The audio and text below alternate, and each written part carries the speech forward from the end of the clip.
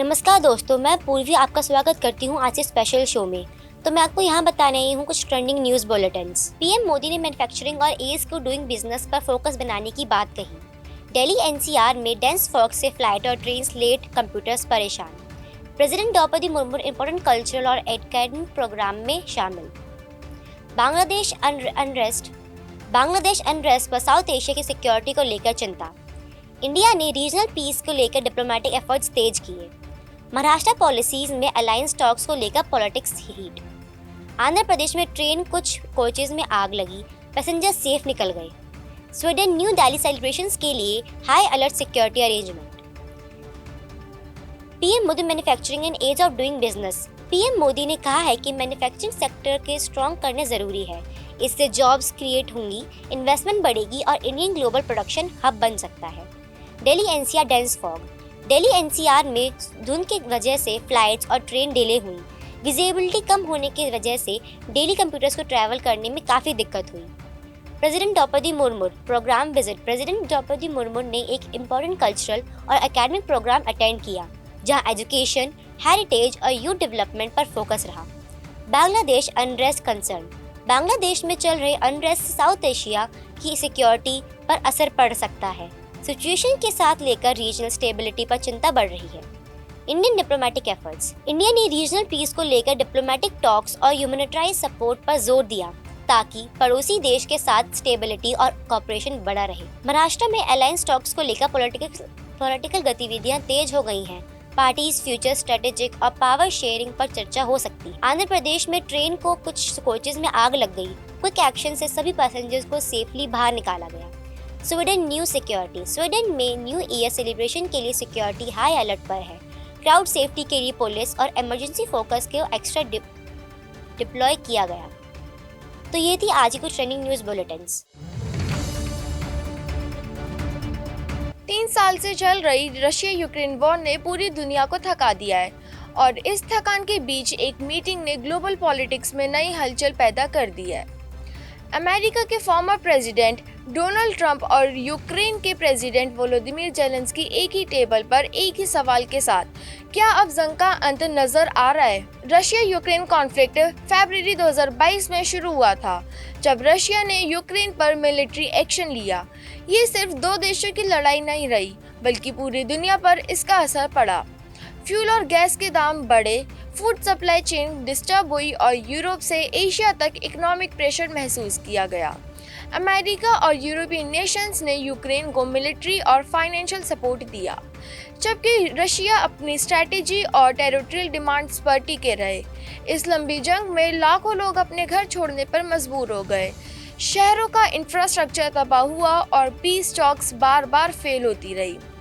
इसी बैकग्राउंड में दिसंबर 2025 के एंड पर ट्रंप और जेलेंस्की की मीटिंग हुई, जिससे सिर्फ एक पॉलिटिकल मुलाकात नहीं बल्कि एक पॉसिबल टर्निंग पॉइंट के रूप में देखा जा रहा है।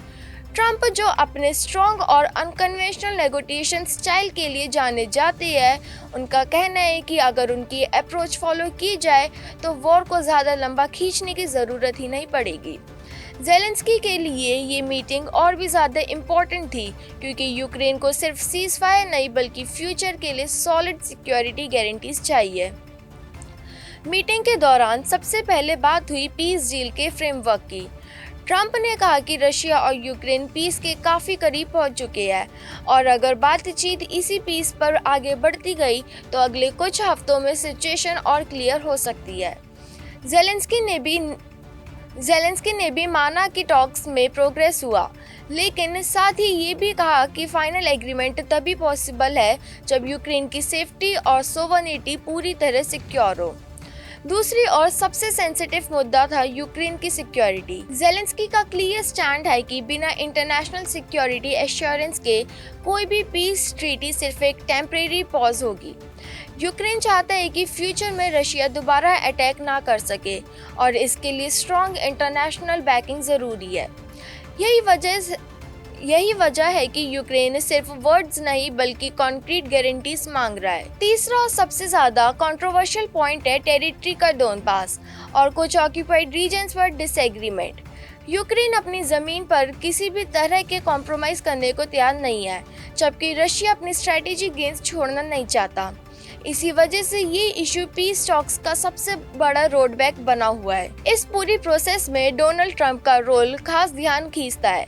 भले ही वो इस वक्त व्हाइट हाउस में नहीं है, लेकिन उनका डिप्लोमेटिक इन्फ्लुएंस अभी तक ग्लोबल लेवल पर महसूस किया जा रहा है। मीटिंग से पहले ट्रंप ने रशियन प्रेसिडेंट व्लादिमीर पुतिन से भी बातचीत की थी, जिससे ये क्लियर हो जाता है कि वो खुद को एक मेडिएटर के रूप में प्रोजेक्ट कर रहे हैं। ट्रंप का मानना है कि लंबी जंग की बजाय एक स्ट्रॉन्ग डील ही सबसे बेहतर रास्ता है, जबकि क्रिटिक्स ये कह रहे हैं कि जल्दी में हुई डील फ्यूचर में नए कॉन्फ्लिक्ट्स को जन्म दे सकती है। ज़ेलेंस्की के स्टैंड यहाँ बिल्कुल साफ है। उनका कहना है कि यूक्रेन को पीस चाहिए, लेकिन सरेंडर नहीं। यूक्रेनियन लोगों ने इस वॉर में बहुत कुछ खोया है, सोल्जर्स, सिविलियंस, शहरें और सालों की मेहनत। इसलिए कोई भी एग्रीमेंट तभी एक्सेप्टेबल होगा जब वो यूक्रेन के सम्मान, सुरक्षा और डेमोक्रेटिक पहचान को प्रोटेक्ट करे। ग्लोबल रिएक्शन बिग्स है। यूरोपियन नेशंस कॉशियसली ऑप्टिमिस्ट है और कह रही है कि पीस टॉक ज़रूरी है, लेकिन रशिया की इंटेंशंस को लेकर अभी भी डाउट्स है। NATO एलाइज का मानना है कि बिना प्रॉपर वेरिफिकेशन और कमिटमेंट के की गई डील ज़्यादा टाइम तक टिक नहीं पाएगी। एक्सपर्ट्स वार्न कर रहे हैं कि हाफ बेक्ड पीस फ्यूचर में और बड़े क्राइसिस को जन्म दे सकती है। आगे क्या होगा, इस पर सबकी नज़र टिकी हुई है। जनवरी 2026 में यूरोपियन कंट्रीज के साथ मल्टीलैटरल टॉक्स होने की उम्मीद है। अभी कोई ऑफिशियल डेडलाइन सेट नहीं हुई है, लेकिन इकोनॉमिक और पॉलिटिकल प्रेशर दोनों तरफ बढ़ता जा रहा है। वॉर हर दिन महंगी पड़ रही है, सिर्फ पैसों में नहीं बल्कि जिंदगियों में भी। आखिर में सवाल यही बचता है कि मीटिंग हुई या नहीं, बल्कि ये बचता है कि क्या ये मीटिंग हिस्ट्री बदलेगी। ट्रंप और ज़ेलेंस्की की ये मुलाकात एक संकेत जरूर देती है कि दुनिया शायद अब जंग से ज़्यादा थक चुकी है और बातचीत का रास्ता ढूंढना चाहती है। पीस आसान नहीं होते, लेकिन जब नीयत और जिम्मेदारी साथ आ जाए तो नामुमकिन भी मुमकिन बन सकता है। भारत ने 2025 में अपने टैक्स सिस्टम में बड़ा बदलाव किया, जिसमें GST दरों में तेज कटौती और इनकम टैक्स की छूट सीमा बढ़ाना शामिल है। अब आने वाले बजट में कस्टम ड्यूटी को आसान और तरकीब बनाने पर फोकस करेगा। अगले साल 1 अप्रैल से नया और सरल इनकम टैक्स एक्ट 2025 लागू होगा, जो 60 साल से ज़्यादा पुराने इनकम टैक्स एक्ट 1961 की जगह लेगा।